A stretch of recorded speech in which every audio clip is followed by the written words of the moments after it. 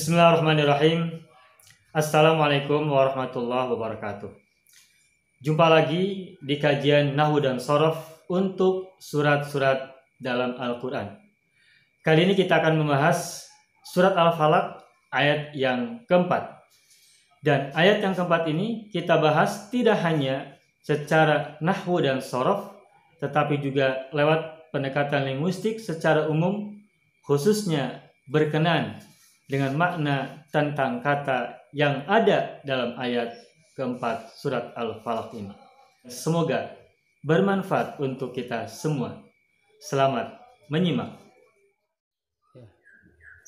Nah, sekarang kita lanjutkan dengan ayat yang keempat.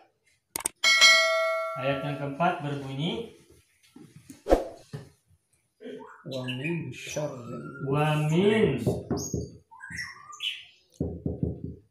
syarri an-nafasati fil uqad.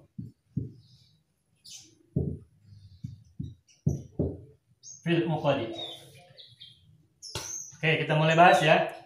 Wa min syarri, wa huruf apa? Huruf ataf sama dengan ini. Min berarti ma'tuf kan? Ma'tuf, oke. Ma'tuf arahnya kemana? Ingat cara mencarinya. Cari yang sama. Berarti mana ma'tuf alaih dari wamin ini? Yang terdekat. Dari yang terdekat. Wamin yang ayat yang ketiga. Jadi min ma'tufun dan min pada ayat yang ketiga ma'tufun alaihnya.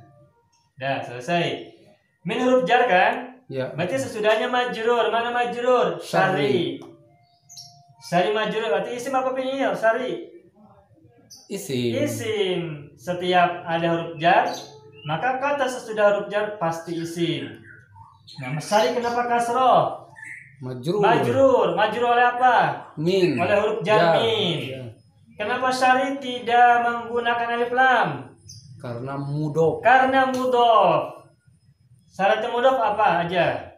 Tidak pakai alif lam. Dan tidak tanwin. Makanya kenapa syari tidak menggunakan tanwin? Padahal dia tidak ada alif lam, alasannya adalah karena dia mudhof. Diidofahkan lagi kepada kata an-nafasati. An-nafasati ini berarti mudhofun ilaihi. Kenapa kasroh? An-nafasati majrur. Salah. Syari betul majrur kasrohnya. Tapi an-nafasati kenapa kasroh? Mudhof ilaih. Ingat ada dua alasan kenapa isim itu kasroh atau majrur. Kedua, diawali huruf jar. Ketiga, karena sebagai mudhof ilaih. Kita terus ulang-ulang biar ingat. An-nafasati kasroh karena dia mudhofun ilaihi. Dan kebetulan kini mah mudhof ilaihnya pakai alif lam. Ya. Sebagaimana biasanya. Standar awalnya mudhof ilaih pakai alif lam. Nah, oke, saya ingin bahas sedikit ya. An-nafasati kalau dilihat di Al-Quran, mushaf yang kita miliki, itu tulisannya gini.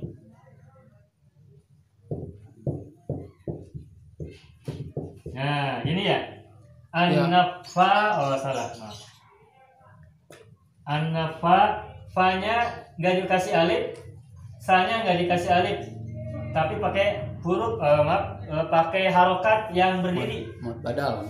Ya, untuk menunjukkan panjang. Ini bukan mad badal.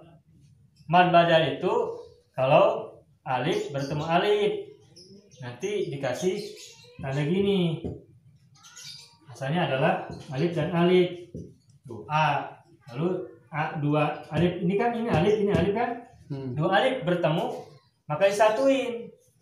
Nah, lalu ketika disatuin, maka pemanjangnya diganti pakai tanda begini yang mencirikan bahwa ini panjang. Nah, ini badal, artinya diganti pakai alif. Alifnya diganti pakai harokat yang berdiri. Nah, kalau ini bukan mad badal, ini tetap mad tabi'i. Kenapa? Karena ada fathah bertemu alif. Aslinya. Ada fathah bertemu alif asalnya. Kalau mengikuti teori imla, menulis bahasa Arab, huruf-huruf Arab, itu tulisan itu harus begini. An-nafasati harusnya. Cuman khusus dalam mushaf Utsmani di Al-Quran yang kita miliki, itu penulisan an-nafasati itu menggunakan ini Patah berdiri. patah berdiri, harokat berdiri untuk menunjukkan panjang. Begitupun yang sa. Nah, sehingga kalau ditanya ini an-nafasati, ini panjang kan? Madnya mad apa? Bukan mad badal. Ini madnya mad tobi'i. Kenapa mad tobi'i? Karena aslinya adalah patah bertemu alif. Bertemu alif. Bukan Cuman alif penulisannya bertemu aja alif. diganti sama harokat berdiri, patah berdiri. Begitupun yang ini. Ini kaitannya ada dalam bahasan ulumul Quran. Ilmu tentang Al-Quran berkaitan dengan mushaf Utsmani atau rosem Utsmani. Rosem itu penulisannya. Rosmun, penulisan. Rosmun nih, rosmun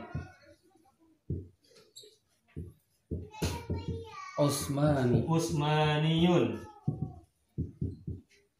Jadi dalam Rosem Utsmani, dalam penulisan yang dilakukan pada masa pemerintahan Utsman bin Affan, disebut Utsmani, itu penulisan an-nafasati, fa-nya enggak pakai alif, tapi pakai ciri harokat patah berdiri.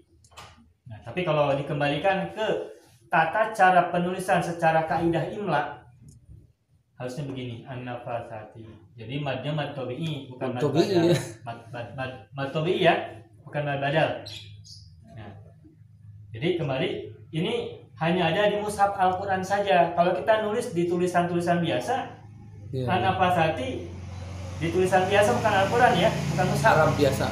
Ada tulisan Arab biasa, misalkan kita mengucapkan kata nafasatun, bukan sebagai ayat Al-Quran yang ada di mushaf Utsmani, itu tulisannya ya begini. Tapi kalau di mushaf Utsmani ini. Tapi seandainya misalkan nanti suatu saat kalau kita nulis ayat ini pakai kaidah imla, ya begini tulisannya. Nah, tapi kalau kita nulis di mushaf, ya gunakan yang ini. Nah, kebetulan saya di sini nulisnya pakai tulisan kaidah imla sebagaimana adanya. Jadi kalau melihat kepada mushaf Utsmani, maka gunakanlah yang ini. Itu aja ya. Jadi nggak usah dipersoalkan. Tapi kalau kita baca di Al-Quran, maka kita akan temukan yang seperti ini tulisannya. An-nafasati. Nah, an-nafasati ini kalau kita lihat dari sisi bentuk kata, ini kan isim ya, ada alif lam. Isim. Nah, ini jama' atau mufrad? Kalau kita melihat dari sini, nggak kelihatan jama'. Ya. Maka kenapa saya tulis di papan tulis ini pakai seperti ini sebagaimana kaidah imla? Karena kita ingin menjelaskan bahwa ini adalah Kelihatan bentuk jama'. Asal katanya adalah dari kata ini. Nafasun ya. Nafasun. Terus dimuannaskan jadi nafasatun. Nafasun, nafasatun. Terus musananya nafasatani, nafasatani ya, satani. Nah, zamannya ini nafasatun. Tuh ada alif sama ta, berarti ini jama' muannas salim. Apa cirinya jamu muannas salim? Apa cirinya? Cirinya adalah ada alif sama ta begini, ta yang bersalah, ta yang bukan terikat, bukan tamar butoh. Kalau ini kan tamar butoh, Tak tanis ya. nah kalau ini tak taknis, tamur salah ya, ta yang dilebarkan. Ini menjadi ciri bahwa ini adalah ta, alif ta ini adalah ciri untuk jamak muannas salim. Muannas salim. Apa cirinya? Alif sama ta, atun. Kalau melihat dari sini nggak kelihatan jamak muannas salim karena nggak ada alifnya. Makanya kenapa saya tulis di sini menggunakan kaidah imla biar ketahuan bahwa ini adalah bentuk jamak muannas salim. Apa cirinya? Ada alif sama ta. Gitu. Itu maksudnya kenapa saya tulisnya di sini tidak menggunakan apa yang tertera dalam mushaf Rosem Utsmani. Dan dari kejahatan ini kan jamak muannas salim ya, para perempuan penyihir. Para perempuan penyihir. Dari kejahatan para perempuan penyihir, bukan penyempuhan ya. dari kejahatan para perempuan penyihir. Nah, tapi mungkin ini sedikit ya, kita sedikit saja. Meskipun di sini adalah nafasatun, ini maknanya adalah para perempuan penyihir. Tapi maksud di sini ayat ini bukan hanya perempuan-perempuan saja yang tukang sihirnya. Karena tukang sihir tidak hanya perempuan. Pada zaman Nabi Musa yang jadi penyihir laki-laki. Jadi ini bukan hanya perempuan-perempuan. Dan yang kita minta perlindungan kepada Allah itu bukan hanya dari kejahatan para penyihir perempuan saja, tapi dari para penyihir yang laki-laki dan juga perempuan. Nah, lalu kenapa di sini menggunakan kata an-nafasat yang maknanya adalah para perempuan? Bukan an-nafasuna pakai wawu nun ya, jamu dzakar salim kan una. Kalau laki-laki kan pakai una kayak muslimuna. Kenapa tidak pakai nafasuna? Kalau nafasuna kan jamu dzakar salim, berarti para laki-laki. Kalau nafasatun kan berarti para perempuan. Nah, ini sedikit saya ulas ya berkaitan ini. Ketika kita menemukan kata an-nafasati, meskipun diterjemahkan dengan para perempuan tukang sihir atau penyihir, ini sebenarnya secara kebahasaan bukan hanya para perempuan, bukan hanya penyihir perempuan, tetapi ini mencakup penyihir yang laki-laki dan juga perempuan. Sedangkan atun di sini, meskipun ini adalah ciri jamu muannats salim, ini sesungguhnya tidak melulu bahwa ini adalah perempuan. Kita kembalikan an-nafasatu dari kata nafasatun. Nafasatun itu adalah bentuk mufradnya, pakai tamar buto. Ya. Kalau dikembalikan ke muzakkar berarti ini nafasun. Nafasun ini adalah sigot mubalago, bentuk penyangatan, kayak alimun jadi alamun. Alimun orang yang berilmu. Kalau alamun orang yang sangat berilmu. Fatihun orang yang membuka. Kalau fattahun orang yang sangat membuka. Ghafirun orang yang mengampuni atau zat yang mengampuni. Kalau ghaffarun orang yang sangat atau zat yang sangat maha pengampun. Ini namanya sigot mubalaghah. Asalnya dari kata nafisun, isim fa'ilnya ya, sigot yang biasanya. Nafisun. Nafisun.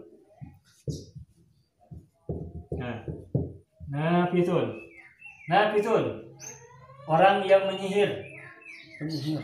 Atau orang yang meludah ya, atau orang yang menyemburkan mantra-mantra sihir. Nafisun. Nah, ketika pakai sigot nafasun, ini artinya orang yang sangat ahli dalam kepenyihiran. Pakai sigot mubalaghah. Kayak alimun jadi alamun, satirun jadi sattarun, fatihun fattahun, kasyifun kasyafun. Nah, nafisun nafasun. Orang yang sangat ahli dalam sihir atau orang yang biasa menyihir. Orang yang profesinya, yang potensinya, kemampuannya yang penyihir dan ahli dalam bidang sihirnya. Karena menggunakan sigot mubalaghah, penyangatan. Mubalaghah ya, di mana? Sigot mubalaghah. Sudah pernah pada ayat sebelumnya ya, sudah pernah. Pada surat yang lain, Al-Khannas, surat An-Nas ya. Min syarril waswasil khannas tuh. Al-Khannas juga itu adalah sigot mubalaghah. Khanisun khannasun. Mubalaghatun bermakna penyangatan, sangat, pembangetan, banget. Nah, nafasun artinya orang yang sangat banget dalam kepenyihiran atau orang yang sangat ahli dalam menyemburkan mantra-mantra sihir. Nah, terus di sini ada tun, nafasun jadi nafasatun. Nah, tamar buto ini memang ini adalah ciri muannats. Tapi ketahuilah, tidak selalu tamar buto itu bermakna perempuan. Sebagai contoh misalkan ini ada kata alamun. Alamun dari kata alimun. Alimun orang yang berilmu, alamun orang yang sangat berilmu. Nah, tapi alamun ini juga lazim kita menggunakan kata alamatun. Pakai tamar buto. Asy-syaikhul alam, syekh yang sangat alim. Tapi sering kita dengar orang mengucapkan asy-syaikhul alamah. Al-alamah, asy-syaikh, al-ustad, al-fadil, al-mutabahhir dan seterusnya. Yaitu alamah di sini maknanya bukan bermakna orang itu adalah perempuan, bukan. Tapi tamar buto ini adalah menandakan bahwa orang itu sangat alim, tidak sekedar alam. Jadi alamun orang yang sangat alim. Nah, alamatun pakai tamar buto ini menandakan bahwa ini lebih dari sekedar alam. Alim, sangat alim, dan sangat alim. Tamar buto ini. Maka kata nafasun dari kata nafitun orang yang menyemburkan mantra-mantra sihir. Nafasun orang yang sangat ahli dalam menyemburkan mantra-mantra sihir atau orang yang sangat ahli dalam penyihiran. Nah, nafasatun orang yang sangat ahli dalam bidang penyihiran atau dalam menyemburkan mantra-mantra sihir. Sehingga tamar buto ini bukan bermakna perempuan, tapi bermakna ahli dan sangat ahli. Kali ini ada tamar buto, maka jamannya berarti nafasatun, bukan nafasuna. Ya, jadi kita tegaskan. Jadi atun ini adalah jamak muannas salim dari nafasatun. Artinya nafasatun adalah orang yang sangat ahli dalam menyemburkan mantra-mantra sihir. Lalu dijamakan jadi nafasatun. Maka atun di sini bukan bermakna para perempuan tukang sihir. Tapi maksudnya adalah para penyihir yang sangat ahli dalam kepenyihiran dan dalam menyemburkan mantra-mantra sihir. Itulah sebabnya an-nafasatu bukan bermakna para perempuan tukang sihir, tapi maksudnya adalah orang-orang yang sangat ahli dalam kepenyihiran. Gitu ya. Wa min syarrin nafasati. Oke, kita lanjutkan. Berikutnya fil uqadi. Ini huruf apa? Jar. Huruf jar. Berarti sesudahnya isim apa fi'il? Isim. Cirinya isim? Ada alif lam. Ada alif lam. Ciri yang kedua? Dia apa? Dia huruf jar. Huruf jar. Karena setelah huruf jar pasti isim. Nah, ada huruf jar lalu ada kata al-qad. Al-qad berarti isim yang majrur oleh fi. Apa cirinya majrur? Kasrah.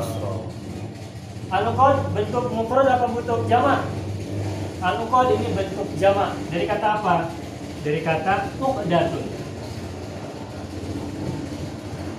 Uqdatun, jamaknya uqdatun.